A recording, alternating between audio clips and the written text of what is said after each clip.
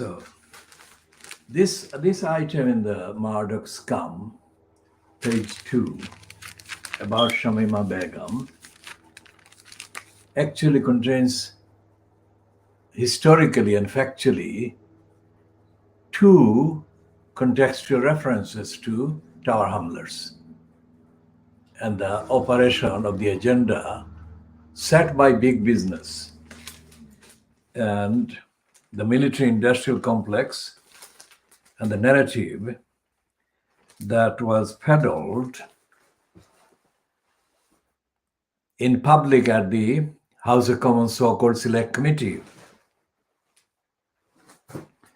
of MPs or Select Committees, because there were two in kind of sequence, peddling the lie that Crossrail would bring kind of countable benefits to the deprived people of London.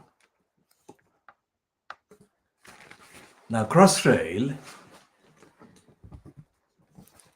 has not brought any benefits. And the reason why Crossrail has not brought any benefits to the deprived people of London is because the agenda was never, the agenda for Crossrail, the project that was being pushed by big business contractors via the morons and liars in posts at the Department for Transport, or DAFT. It's a coincidental kind of re-editing of the acronym DAFT. DAFT is something that we had called the DFT, quite separately from and quite independently of the same word being used by private lie. Because they're daft, they're stupid, they're dishonest, and they're absolutely exposed now as having lied when they peddled the big business agenda for Crossrail, saying that Crossrail would bring uncounted benefits to the deprived people of London. Crossrail never did contain the benefits for deprived people. Crossrail was meant mainly as a vehicle for multi-billion pound contracts to be given to big business contractors. The types of the contracts that are now evident in the disaster and the big business project, big business inspired and pushed project HS2. The only thing HS2 is doing is destroying the countryside and is destroying the environment, and also kind of lying about the need for high-speed railway. There is no need. The speed is completely insignificant. Even if on a mathematical model, if it is 5 minutes or 10 minutes or 20 minutes less traveling time by traveling on high speed, it makes no difference to economic productivity or to the health or the environment or any of the physical factors.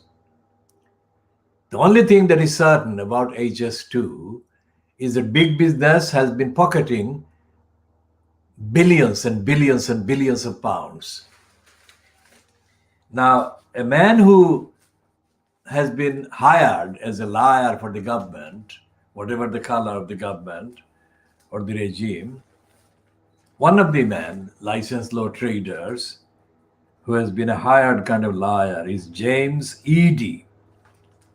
James Eadie spewed lines and lines and lines of lies against campaigners without any substance. And he was one of the liars who were arraigned, like lined up to lie against the community campaign, defending the community in the East End of London, the Khoodeelaar campaign. And everything he said has been proven to be a lie in terms of the relevance of the project or the agenda to the people and the community and the environment, not only in Tower Hamlets, but right across the East London area, going all the way to Abbey, wherever it is supposed to end up in, either in South London across the river or in Essex. The problem with the kind of argument that ED and others kind of peddled on behalf of the DFT is that they didn't recognize either the people or the communities or the environment in East London or in London. Number one. Number two is that they never brought into the frame of references the then existing infrastructure, railway infrastructure that is in London, that existed in London and exists in London. A large part of the railway infrastructure, the underground, overground, are in need of serious repair.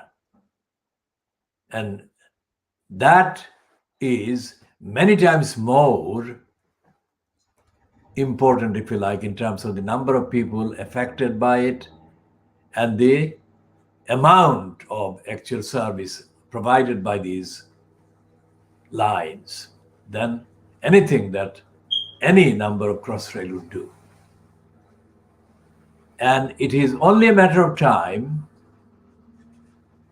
before another kind of railway disaster happens in London because of lack of repair, lack of service, lack of improvement. And that is something completely separate from the kind of capacity that they have been claiming Crossrail would bring to the transport needs in London.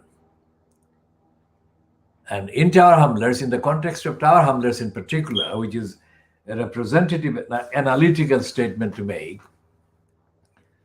the Crossrail whole plot inviting clique in Tower Hamlets Council, the local council, spewed and retailed a lying line to the effect that Crossrail, when operational, would bring uncounted benefits to the people of Tower Hamlets. That was a lie. But that was a lie we foretold and foresaw that as a lie when they were perpetrating it between, let's say, 2003 up to when they had to give up under the pressure of our campaign. They gave up the claim in 2006 or thereabouts, when we kind of accelerated the pressure on them, not only on Tower Hamlets Council and the clicked council, but also on the UK central government, because the arguments we put forward and the support, constitutional law support that we organized and mobilized, and the popular awareness that we organized were completely unbeatable by them. The evidence was unanswerable. The evidence against the plot to dig a hole in Tower Hamlets in Brick Lane area was the core of the kind of campaigning focus. And we demonstrated that Crossrail was a heap of kind of fakery and fabrication. Now, we started the campaign against Crossrail Hole in December 2003, and this is 17 years later. Now, for 17 years, we have been arguing that everything they said in justification of Crossrail, in terms of the lack of attention and application of the resources to the existing infrastructure, railway infrastructure in London, was a lie. And the thing that they said about the benefits in the context of Tower Hamlets was a lie. We said 17 years ago, 16 years ago, and coming forward 15 years ago, and so on. And we shall say again today, 24th of November 2020, that the biggest lie has been exposed as being about displacing the existing community from Tower Hamlets, from the area kind of on either side of the proposed crossrail line. What the property speculators have been doing have been painting the crossrail line going through Whitechapel as a profitable place for property, that property prices would go up. Now that is a brazen robbery and looting and destruction of the community. And that agenda is being now kind of repeated right across the proposed HS2 route. Plants, trees, and the environment and the animals are being destroyed by HS2. And all the media, mainstream media, Fleet Street, are lying because they're not talking about those destructions. And they're also lying about the fact that railway transport has become suddenly changed from being the kind of thing to do or the transport to have into one that is now in need of being mothballed, in effect, economically mothballed.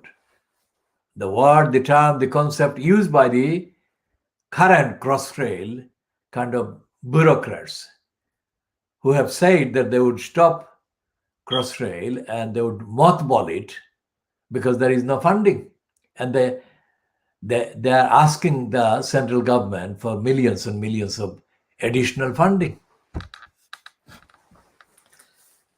Now, when we say that Fleet Street failed to tell the truth about crossrail, we meant also the likes of The Guardian. The Guardian had a byliner at the time, let's say 14, 15, 16 years ago, called Dan Milmo. And The Guardian was being, quote, edited by Alan Rusbridger. Now, Dan Milmo on The Guardian and his counterparts on the London Evening, No Standard, were peddling lies after lies every week for Crossrail promoters, the propagandists. And they totally ignored community campaign and they totally ignored what we said. And we were saying every single day. And everything we have said has come true. And everything they had said has been exposed as a part of the lie, big lie.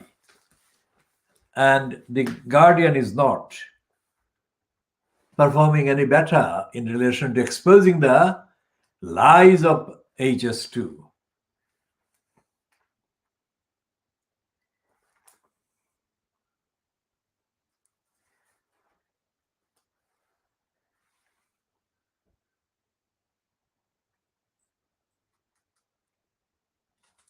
And they're promoting a woman called Sarah Gilbert and crediting her typically with the claim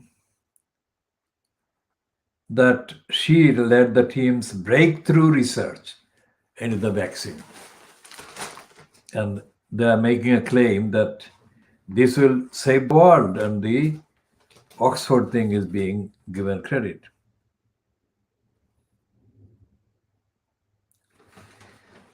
And John Crace, in his sketch about Johnson, his sketch is headlined, "We are planning a Christmas stand-down," says Johnson. And he asked the question, John Crace asked the question, "But will COVID, the virus, observe the truce?" Now that is an obvious kind of contradiction. Crace is obviously kind of pointing out in what Johnson mouthed yesterday. Johnson is saying that the lockdown after the 2nd of December will not be repeated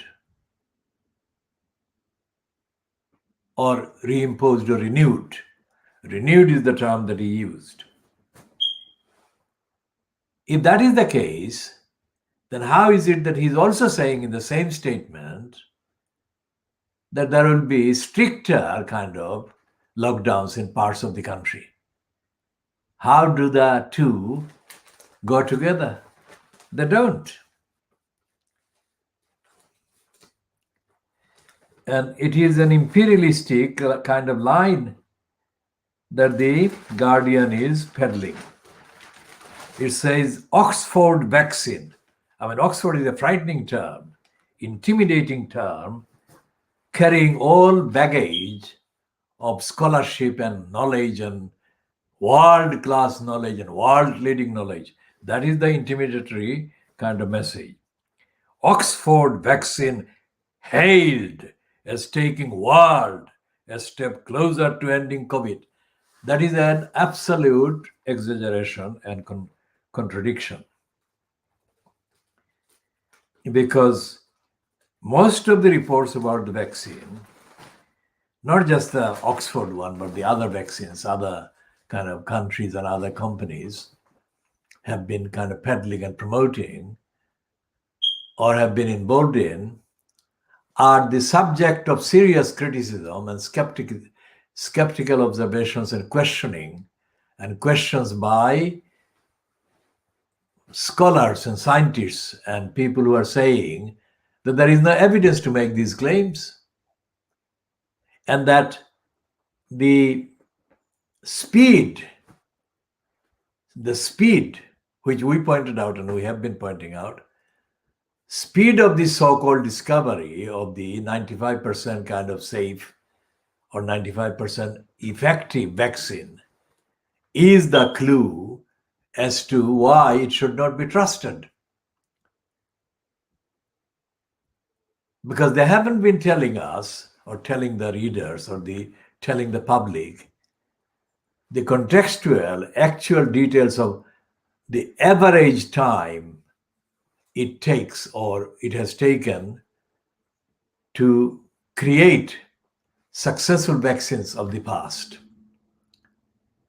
And any look at the actual average length of time that the various necessary scientific tests and checks had to be conducted would be at least 4 or 5 times as long as this vaccine has been kind of given.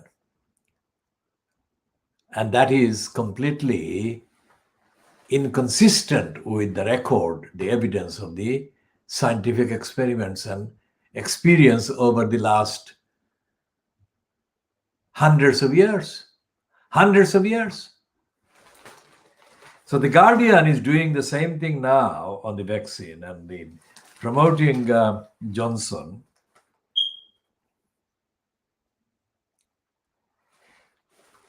That it did on the promoting of the Crossrail. And it is celebrating the brains behind the breakthrough.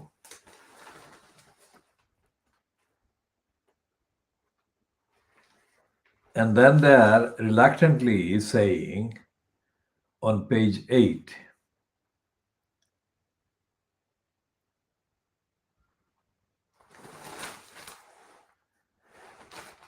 that the transport chaos at Christmas is looming and the minister should do something about it. And then there is a piece about the Liverpool mayor that they're saying that the mayor is saying that the charm offensive launched by Johnson about the virus is poisonous, is like a viper.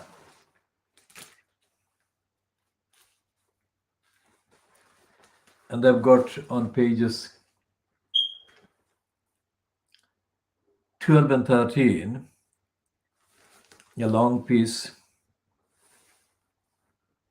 by Owen Bowcourt and Dan Sabak about Shamima Begum and the hearing that took place on Monday in the application or on the application by Shamima Begum, well, represented by, quote, lawyers, licensed law traders. And this one is saying in the headline the same thing as the Sun is saying, which is that the Guardian is following the same agenda, the narrative, as the Murdoch Sun on this. And it says Begum, that is Shamima Begum, aligned with ISIS and still a threat to security, Supreme Court is told.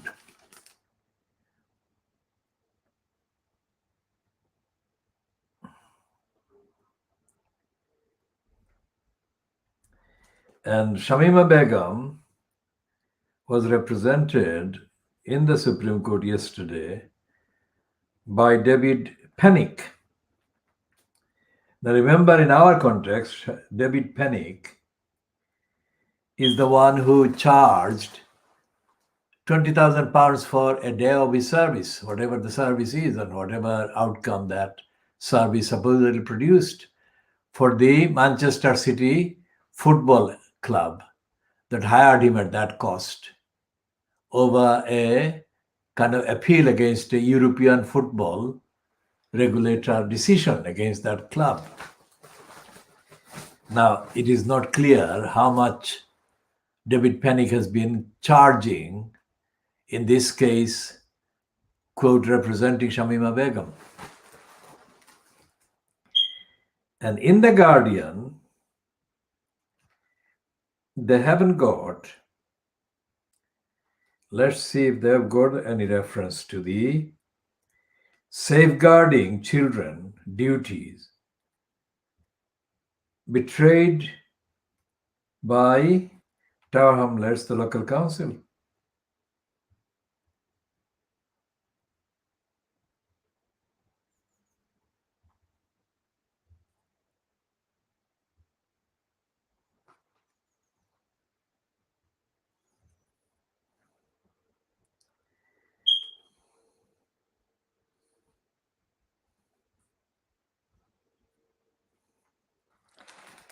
And they have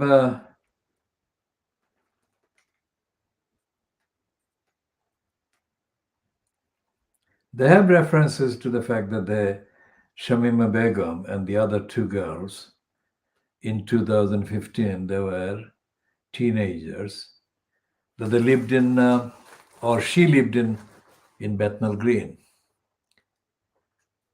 But they don't mention Tower Hamlets Council. And our focus in this world exclusive diagnosis of Fleet Street is on the failure of the Fleet Street papers to tell the truth about a story. And this story is primarily about the UK central government's role in allowing the duplicity to be paraded. The duplicity, on the one hand, at the expense collectively of the Muslims, is that there exists a thing called prevent operation by the central government, whether through the spying outfits and local colluding organizations parading as Muslim, kind of law-abiding Muslim outfits. And there are quite a few in England, including in Tower Hamlets. What were they doing to prevent radicalization, which is what they claim they're doing, the prevent, when these three children, Shamima Begum and the other two children, must have been undergoing whatever goes on, whatever takes place before the radicalization kind of takes effect, if you like, or comes out. What were the prevent people doing? And who were they? And who were they preventing? And who were they spying on? And what accountability did the local Tower Hamlets Council kind of deliver for its role in safeguarding the safety of children? I mean, these three girls were at a school in Tower Hamlets. And every school in Tower Hamlets and in an area similar to Tower Hamlets in demography and in terms of the kind of distribution of population, which includes significant Muslim kind of components in the population. I mean, there would have been logically expected, that is to say, the Tower Hamlets Council, its employees, its various paid personnel in post and paid especially to safeguard children. What were they doing to make sure that these children, Shamima Begum included, these children were not being kind of put through any process that would be detrimental to themselves as individuals, as persons, as human beings, or detrimental to the overall welfare and safety of the general society and community? What were they doing? We have asked this before, and the Guardian has not published any reference that we can see independently as a result of its own kind of journalism, so-called, about the role of Tower Hamlets Council in safeguarding children, or indeed about the role of the kind of UK central government spying or non-spying, whatever operations kind of take place under the so-called prevent or its similar or its replacements or updated versions, whatever they're doing. The bottom line is that these children, these three girls, we only became aware, most people became aware of their existence when they were reported as having crossed into Syria. So, I mean, it was all too late, if you like. And why was it too late? What were the so-called prevent-friendly, prevent-savvy, kind of security-conscious, quote, anti-terrorist media mainstream, Fleet Street, what were they doing? Because none of these media actually reported anything like what turned out to have been the case, that it was going on. Now that's in the past. As at today, which is the second day of the hearing, we are told that is due to be taking place, or maybe the hearing has started already in the London Supreme Court. In the years 2005, when these girls were kind of reportedly already in Syria, in the 5 years, nearly 6 years now, the media has not done any investigation into the role of Tower Hamlets Council. Why not? And there has been no accountability by Tower Hamlets Council about why, in its opinion collectively, these girls underwent whatever they must have undergone before they surfaced as the group of three in Syria. What role did the Tower Hamlets Council play? What was the Tower Hamlets Council's youth service, children's services? What were they doing? And who was the person incumbent in post as the quote de facto, not necessarily in terms of the title, but de facto, in effect, in practice, the leader of the Hrs Council. Have they been held to account? Have they been asked questions? Now, these are summaries of what we have been saying over the last few years. And what we have noticed is that the so-called solicitor or solicitors, whoever they have been or he or she has been, allegedly acting for Shamima Begum or on her behalf, have been completely kind of dishonest in recognizing that this question or these questions, in failing to recognize that these questions have been put originally by us, our movement, and not by them about our Hrs Council. But they copied what we raised, and without crediting us, and we'll come to the reason why they must credit us, these careerists and opportunists, licensed law traders, just happened to mention the role of Hrs Council. Not at the beginning and not predictably, but they actually lifted our work and inserted that as if they came across that concept. They never did. They never would be coming across that kind of concept.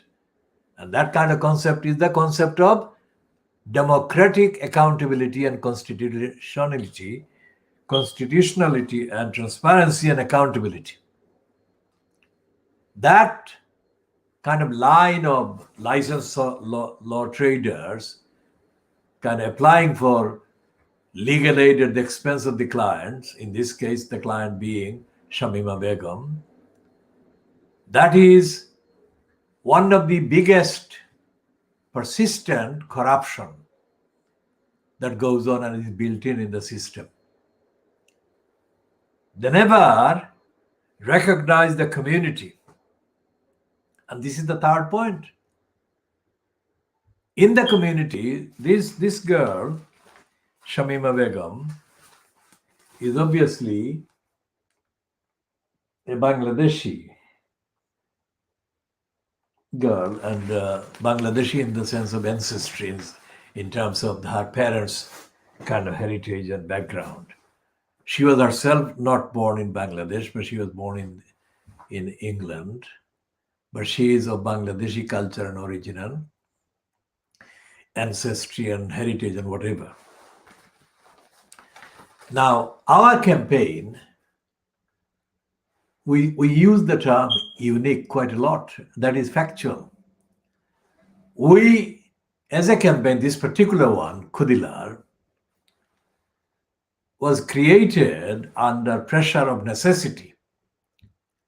And the necessity was to defend the community, to protect the community, to safeguard the community from the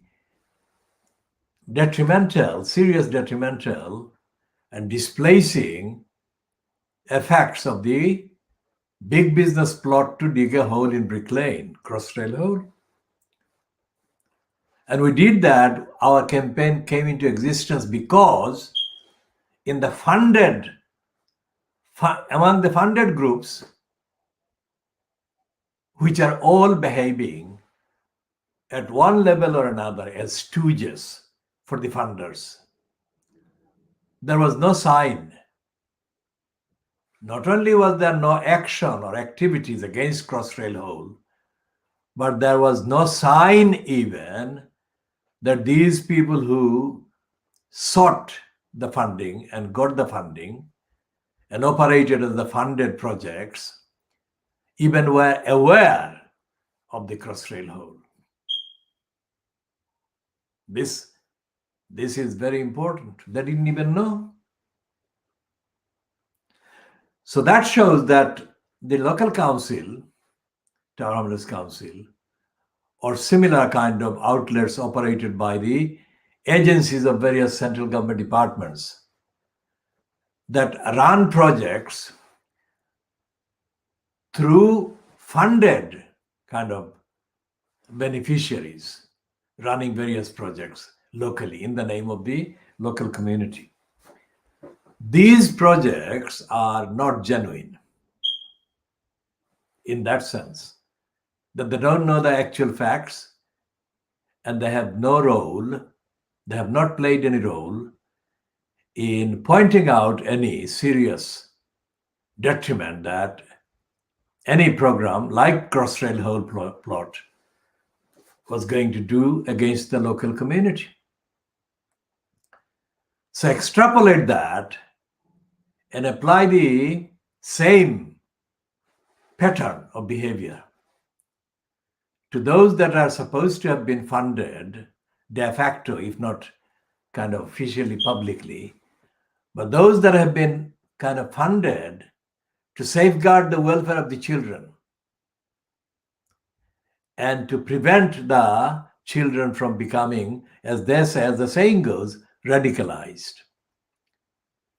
They were not doing their job either. And the proof is in the actual appearance of these three girls on the television news channels after they had been filmed as having been through the airport in Turkey into Syria. And the pictures were taken apparently at an airport in Turkey, not in Britain, not in the UK, not in Tower Hamlets. The pictures were taken thousands of miles away from here in Turkey. And in those 5 years plus that have passed since those pictures were kind of shown, and Shamima Begum and the other two girls became the focus of this particular line of news, none of the projects in the community has come on the record as expressing any opinion whatsoever. None of the leaders, so-called, of the council has done that either. Nor has anyone asked, what did John Biggs do or what did Lutfur Rahman do? Because those two have been in the post of elected mayor in Tower Hamlets during the periods. Because if the girls went to Syria and were photographed as having crossed into Syria, and the film or the footage of their having passed through the airport in Turkey were dated as broadcast in February, March 2015, then it is obvious that Lutfur Rahman was in post as incumbent mayor during a significant part of the whatever process these girls were put through or had gone through. And there was no safeguarding the children service being provided by Tower Hamlets Council with Lutfur Rahman in post as the incumbent mayor. And the same thing applies to Lutfur Rahman's kind of, if you like, replacement, John Biggs, in the last 5 years since this event took place, showing these girls as passing through the airport in Turkey.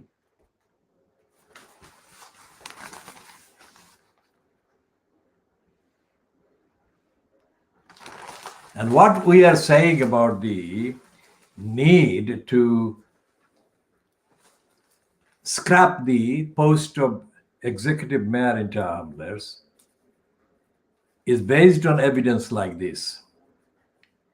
That when it comes to the real issues and the real services and the real detriments being caused by the failure of the council to lives of individuals and families and communities and more, that is an example. That is an example. That is a most urgent current example of the justification for scrapping this corrupt and irresponsible, negligent, uncaring, careless post and post holder, elected mayor in Jar Hamlers. And this is not something that the Guardian is talking about, of course. And the reason why the Guardian generally is not talking about local democracy, local accountability by the local councils, is because the Guardian is corruptly edited, dishonestly edited, and is operated contrary to the universal rules of democracy and democratic accountability, and regardless of the violations of the democratic rights of the local communities, the Guardian is pursuing its agenda of opportunism and contempt for local democracy. The Guardian has been like this for a very long time. And this is in contrast to the boasts that Alan Raspija reportedly makes in his latest quote book, which contains references to alleged qualities of a good editor, as claimed by those who have kind of decided to promote him or his book, or him and his book, latest book, at the UK Press Gazette, which is known on the internet as pressgazette.co.uk.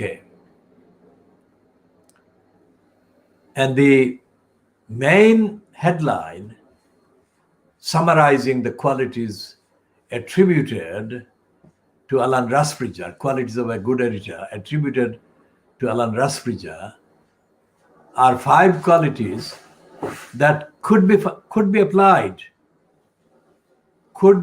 applied as well to any good kind of description of an organization's manager.